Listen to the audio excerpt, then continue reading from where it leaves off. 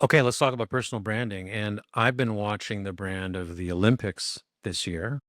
Obviously, big year for the Olympics. I'm interested in the brand of Canada this year. Big year Mhm. for Canada.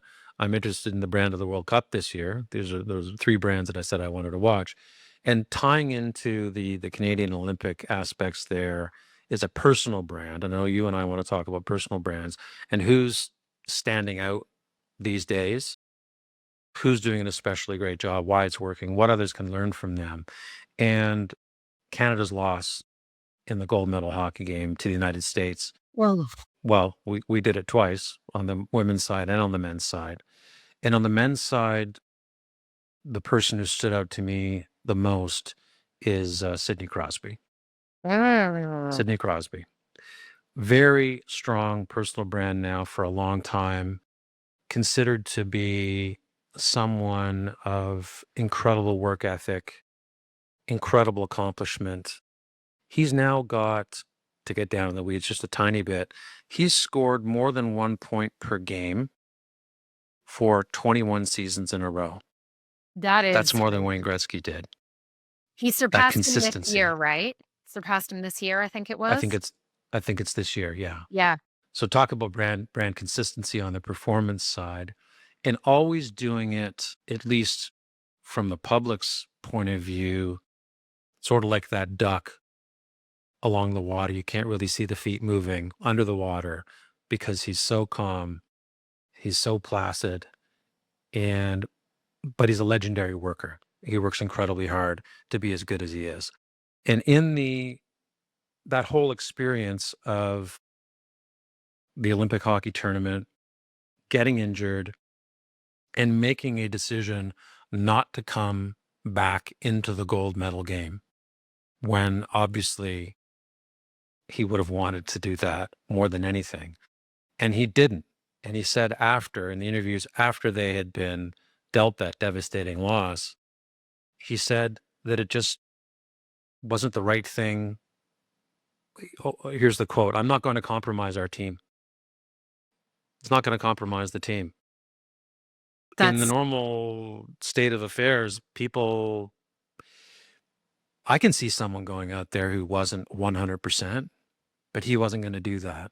And I could go on and on about that. I've got a lot more to say about Sidney Crosby. I The humility is extraordinary, and just wondering what your reactions are on that. yeah, so I admittedly didn't stick as close to the story, as you did. When I hear all of that, and I certainly know about the kind of brand perception people have of him, he is so loved, so respected. I mean, that to me just says exceptional leadership, exceptional team player.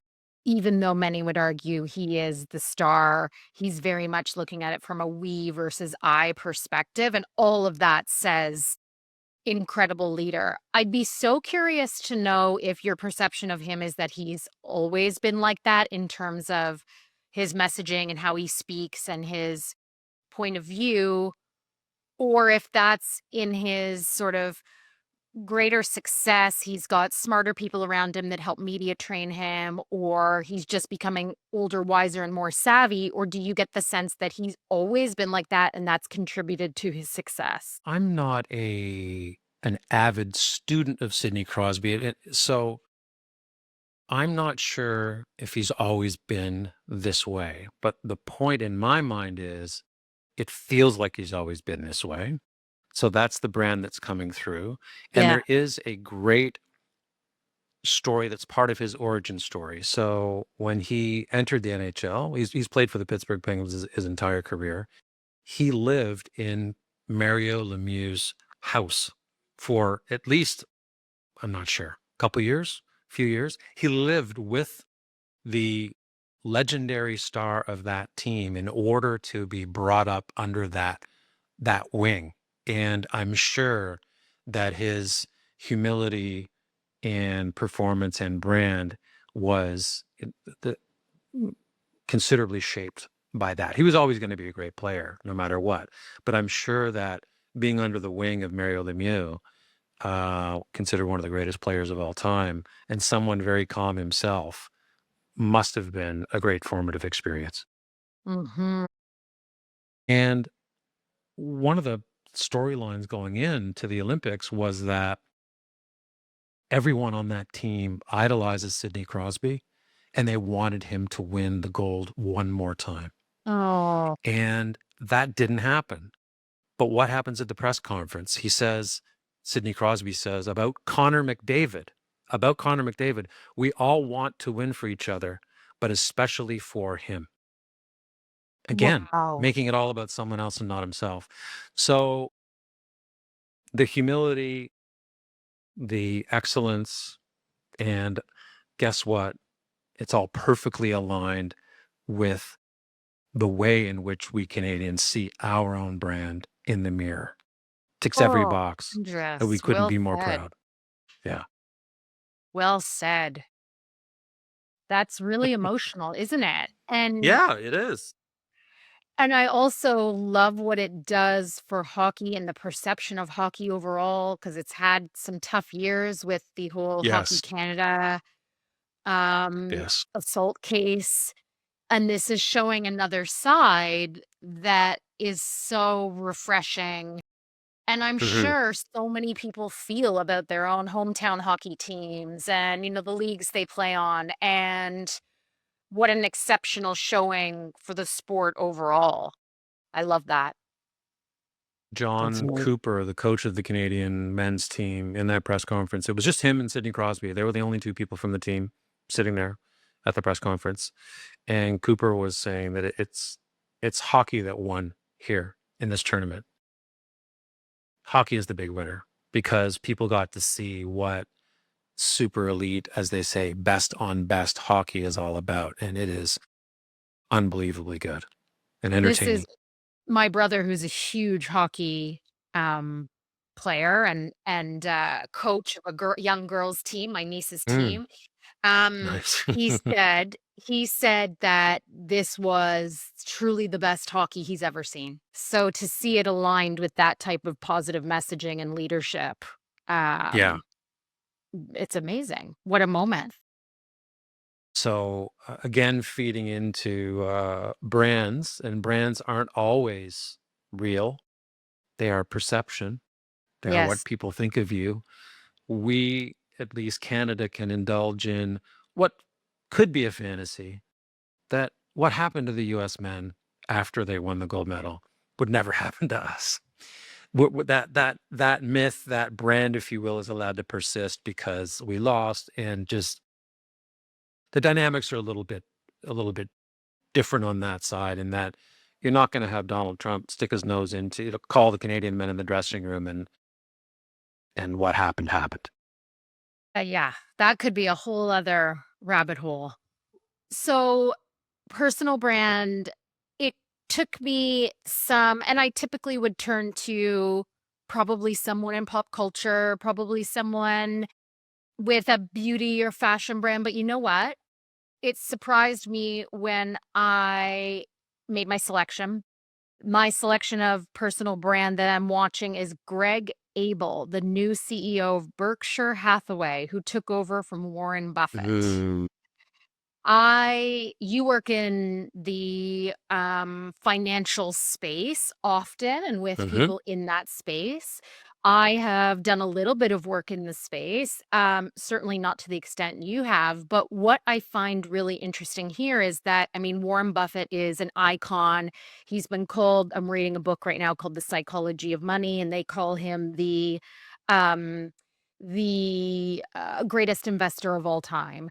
And he was this, he is this character who, I think still has the same McDonald's coffee for breakfast and lives quite a life that you wouldn't imagine and has this sort of larger than life persona mhm, linked to him. But there is inherent trust for many in him, the businesses that Berkshire Hathaway owns, the kind of conglomerate that he's built.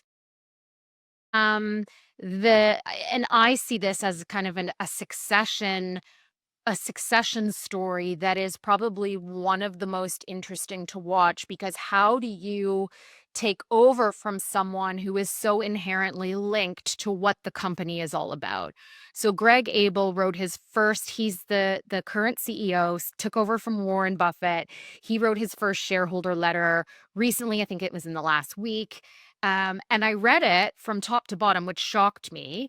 And because it was that interesting, written in really, and I know Warren Buffett was always someone who wrote in very kind of layman's terms, like straight to the point, no jargon, just says it like it is. And this was that, but he was very, again, talk about humility, talked about how stepping into the shoes of someone so iconic, so trusted, so incredible at what they do is very daunting.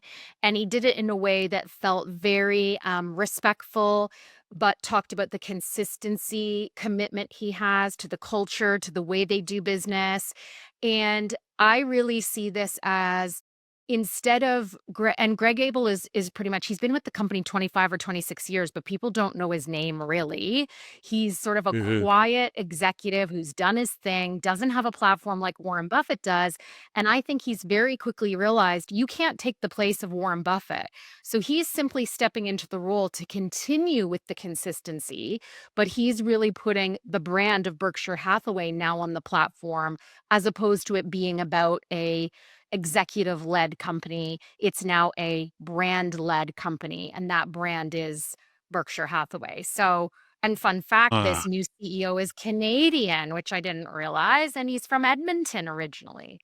So, anyways, I'm curious as to your thoughts on that. I like that he stepped into this role in a sort of humble, committed, very clear way in this letter that he wrote. And if you haven't read it, as a writer, a communicator, I recommend reading it. thank you. I will definitely check it out. And great story. I've certainly had the privilege of writing about Warren Buffett a few times in the writing that I've done for clients. And when you said Greg Abel, I my mind was absolutely blank. Yeah, Um, yeah, nothing. I didn't know. You needed to tell me that it was Berkshire Hathaway. We seem to be talking a lot about humility in personal branding and its power, and for Greg to realize that you can't out Buffett and be as powerful, iconic a brand as Warren is, and then saying, okay, well, what am I going to do as a result? And what you're saying is that the positioning now is going to be more about Berkshire Hathaway and less about its leader. I think that's right. there were certainly there are still some people who would be able to name Warren Buffett and give a general description of what he does, and not name the company that he leads. And Exactly. now there's untapped equity there, and you're saying that they're going to go after that. That's right. Because the company Hmm. owns, they own or have stake in major organizations like Geico, Hmm. Apple. They own See's Candy, which is a big I think it's a US-based candy brand. I mean, these are things I Hmm. had no idea, and I think now, as you say, they're going to give a platform to the organization and the work it does as opposed to, yeah, try to out Buffett. So I think that's a great way to put it. And Buffett was running Berkshire Hathaway for how many years? 50, I wanna 60, say at least, and something I like that. yeah. Mr. Abel is already, do we have a sense of how old he is, roughly? I would say he's in his late 50s is my guess. Yeah, and he's been there Okay. So he, 26 years, but he said, "I'm gonna be here for the long right. haul." Yeah. Yeah, And life and the world being what it is, we don't know if he's going to be able to stick around that long for yeah, whatever reason. And so he won't be the first person to come after. Well, he is the first person to come after Warren Buffett. He won't be the last. There will be a succession of leaders, and surely they can't all try to uh, rely on their name and their personal brand in order to carry the ball forward. So switching to basing the brand on Berkshire Hathaway is actually, yeah, it's very clever. Makes a lot of sense. it is, isn't it? Yeah. So, yeah, I recommend everyone read that letter. I can find it and we can link to it with this because it's an interesting read from a corporate comms perspective.